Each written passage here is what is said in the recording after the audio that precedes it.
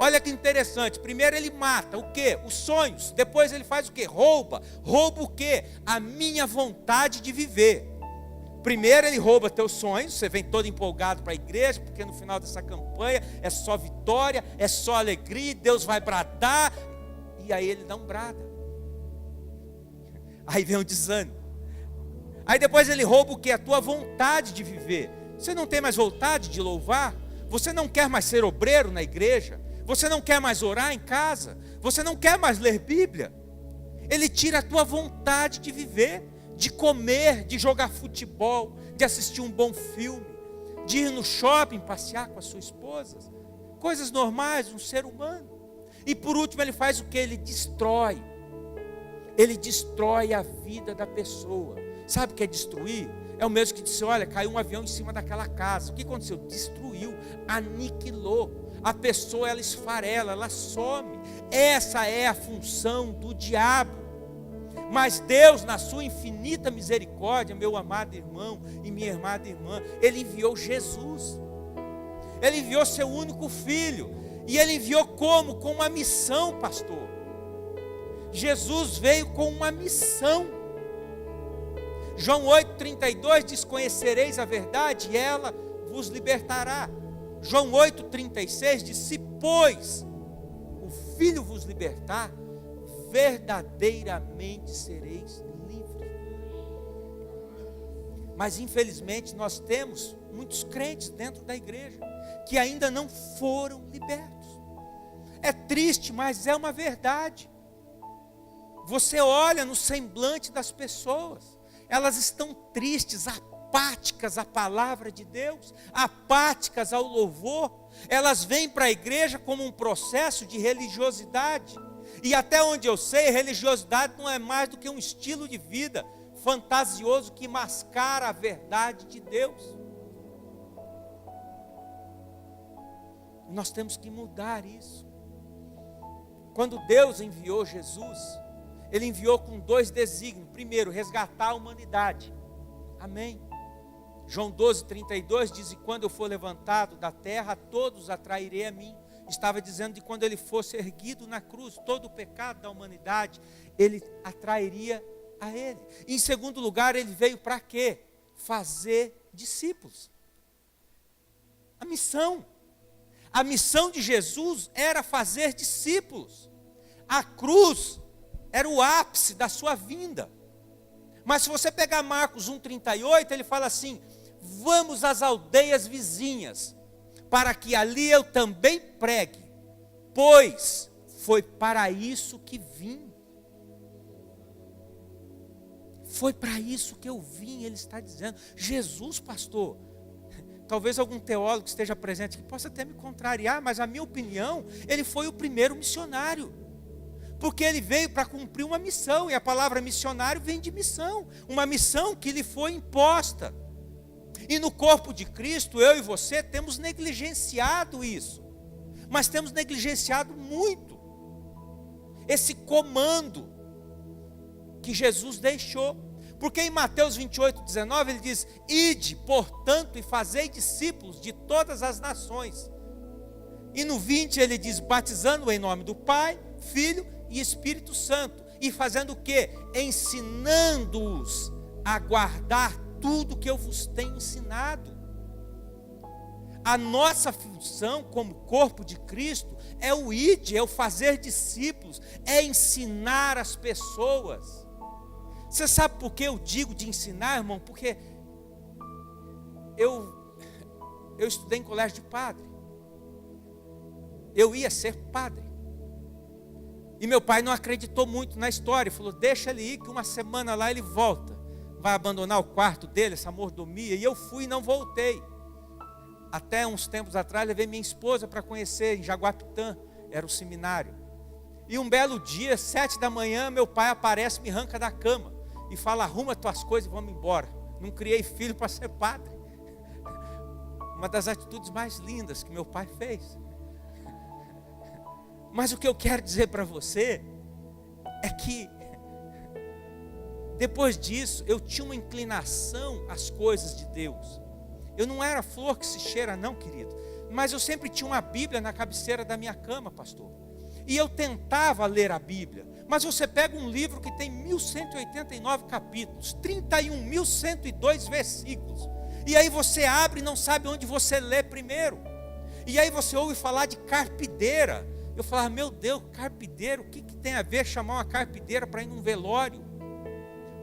E é um hábito dos judeus, chama as carpideiras. Carpideira é o nome que dá para as pessoas que vão chorar no velório, né, pastor?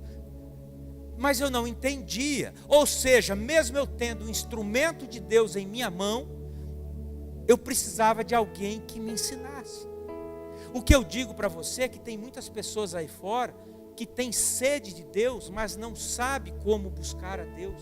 Elas precisam ser ensinadas. Então daí vem a importância desse ide. Então a primícia da igreja, a primícia da eclésia da igreja é o ide, é cumprir o propósito de Deus. 1 Timóteo 2,4, que todos se salvem. Amém, vocês estão todos salvos. Mas o que mais? Que nós cheguemos ao pleno conhecimento da verdade. Está falando de plenitude, querido. Está falando do ápice do conhecimento. Nós não podemos apenas aceitar Jesus, ser membro de carteirinha e frequentar os cultos de domingo. Não vai haver mudança, não vai haver metanoia de mente. Você não vai avançar 1 milímetro na sua caminhada. E com o passar do tempo, você se torna um antagonista dentro da igreja. Porque é o processo natural. Porque aí você deixa de adorar. Você se estaciona, você se acomoda. Aí você se torna o crítico. O louvor demorou demais. Demais. O ar-condicionado estava muito gelado. E o pastor ainda liga o ventilador junto. Por que comprou essa câmara para colocar nessa bateria? Coisa linda, parece uma espaçonave. Mas às vezes o irmão acha que não há necessidade dessa cúpula, dessa gaiola, não sei o nome que se dá. Aquário. Aleluias. Você está entendendo? Termina o culto, pastor, não chama mais aquele pregador, que nem cara de pastor ele tem. Eu já disse isso para Deus, mas vou fazer o quê, queridos? Vocês estão entendendo? Porque é um processo natural que, se nós não nos movimentarmos, é isso que eu e você vamos nos tornar dentro do corpo de Cristo. E infelizmente a grande maioria tem se contentado em ser seguidor. Seguidor. Por quê? Porque, é claro, é mais confortável, pastor. Não exige disciplina, não exige renúncia, não exige quase nada, comprometimento. É muito gostoso, mas eu confesso para vocês que é muito perigoso também. Porque Gálatas 2,20, o apóstolo Paulo diz, vivo não mais eu, mas Cristo é que vive em mim. E a vida que vivo na carne, vivo pela fé do Filho de Deus, que nos amou e se entregou por nós. A salvação é de graça. Aleluia! Só que Lucas 16 diz que as leis dos profetas duraram até João Batista. Desde então, o reino de Deus, ele é conquistado por esforço. Temos que tomar muito cuidado com esse evangelho, irmão, que nós estamos querendo implementar em nossas vidas. Muito cuidado. Lembram de Nicodemos? Mestre na lei, doutorado, PhD em teologia, conhecia tudo do decálogo, do Velho Testamento, sabia que Jesus era o Messias, sabia que Jesus era a verdade. Ele não era uma pessoa iletrada, ele já tinha os pergaminhos de Isaías para ler. E Isaías 53:2 diz: foi subindo como um renovo perante ele, como raiz de uma terra seca, não tinha aparência nem formosura. Olhamos para ele, não é o teu caso, viu, irmão? Mas nenhuma beleza havia que nos agradasse. Ele tinha, porque o profeta Isaías foi o profeta que mais falou sobre a vinda de Jesus. Então ele tinha a revelação na mão e a palavra que mostrava para ele que verdadeiramente Jesus era o Messias. E ele tanto sabia disso, queridos, porque ele ia ter discipulado com Jesus na calada da noite.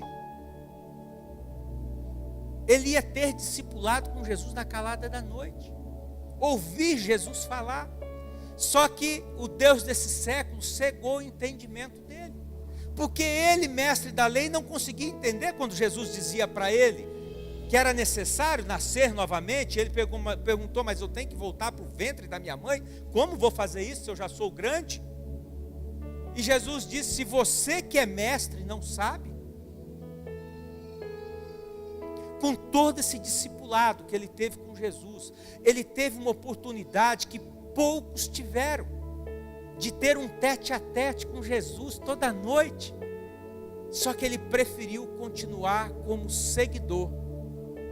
Era mais confortável o status, a vida que ele levava sem compromisso,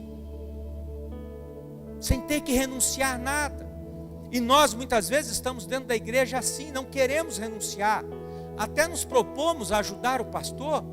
Olha, amor, a gente até ajuda, mas avisa o pastor que quarta eu tenho futebol, quinta eu tenho natação, sexta-feira passam uma série na Netflix e eu preciso assistir, sábado a gente vai para o shopping, aí vamos criar um 8º dia para o pastor poder ter você aqui para ajudá-lo.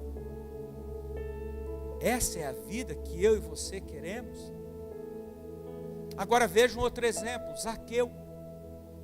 Zaqueu, pastor, não teve a mesma oportunidade que Nicodemos. A oportunidade de Zaqueu foi relâmpago, porque ele ouviu de Jesus, subiu na árvore, Jesus passando, aquela multidão, gritaria, e Jesus diz, Zaqueu, convém que eu fique na sua casa hoje. Ele não perguntou nem mais, porém ou porquê, ele pula e simplesmente ele pulou da árvore, e correu para casa, deve ter dito, amor, mata uma ovelha e uns carneiros, porque vai vir um mestre hoje aqui. Olha a diferença. As oportunidades, elas têm uma certa velocidade. Elas não ficam paradas. Nicodemos teve uma oportunidade imensa. Ficou quanto tempo tendo discipulado com Jesus e não caiu a ficha. Zaqueu, ele aproveitou a oportunidade. Conforme ela veio, ele já abraçou. Ele tomou a decisão de mudar de vida. Existe uma máxima na questão das oportunidades. Elas não aparecem toda hora. Pode ver. Vai na Sergipe que está tendo bolsa original por R$150. Você deixa para ir amanhã. Você chega lá, acabou. E mulher gosta de uma bolsa, né? É rapidinho, irmão. Então, quando as oportunidades aparecem, nós não podemos desperdiçar. Nós temos que ter discernimento, critério, juízo, faculdade mental para distinguir acertadamente essas oportunidades. Mas talvez você esteja dizendo, pastor, eu não tenho chamado. Eu não tenho esse chamado de ir. Não tenho. Mas você foi chamado para isso. Porque 1 Pedro 2,9 diz, vós sois geração eleita, sacerdócio real, nação santa, povo de propriedade exclusiva de Deus. Para quê? Para que anunciei as virtudes daquele que vos tirou das trevas para a sua maravilhosa luz. Deus não chamou você só para você ficar sentado nesse banco, irmão. Deus te chamou para um propósito maior, muito maior. E missão é um chamado incrível, dado a uma pessoa inadequada, para fazer algo humanamente impossível, por tempo indeterminado e sem recurso suficiente. Isso que é missão. Talvez você esteja esperando receber uma herança, uma ação na justiça, e tem crente aí até jogando na Mega Sena, esperando ganhar. Pastor, quando eu ganhar, o senhor vai ver o que eu vou fazer. Fica esperando. Mas pastor já está acostumado com isso, viu, irmão? Ele fica esperando mesmo, mas esperando que quando você ganhar, some. Aí depois de 6 meses aparece cheio de carrapicho para ele cuidar, depois que acabou todo o dinheiro. Pastor não se ilude com isso. Amém? Mas ainda bem que pastor tem coração de pastor. Então, irmão, missões, ela deve ser praticada em 3 níveis: orar, semear e o ir. O orar quer dizer interceder, porque oração quer dizer orar mais ação. Então você pode praticar missões em um desses 3 níveis na sua vida: ou orando e intercedendo. Intercedendo como? Não é só interceder por alguém, não. Eu estou dizendo interceder junto a alguém. É você ir até alguém e dizer: querido, nós temos um missionário que nós estamos investindo nele. Você nunca doou nada. Doa aí 100 pila para nós ajudar a nossa igreja lá. Eu tenho um amigo que é ateu. É uma das pessoas que mais semeou no meu ministério. Ateu. Eu intercedi através dele, pedindo que ele semeie, pela amizade que eu tenho com ele. E você, com os relacionamentos que você tem fora, você pode usar um desses tripé da missão, que é o interceder. Tem pessoas, pastor, que você dá uma rifa para ele vender, de uma promoção que você faz de pizzada, o cara não ganha uma alma para Jesus, mas você solta 100 rifa na mão dele, ou 100 números de pizza, ele vende no dia. É uma unção que Deus deu para ele. E você pode usar essa unção sua para o reino de Deus, querido. Você pode também estar indo. Amém? Então existe três formas de eu e você fazermos missões. As pessoas aí fora, querido, estão clamando por Jesus.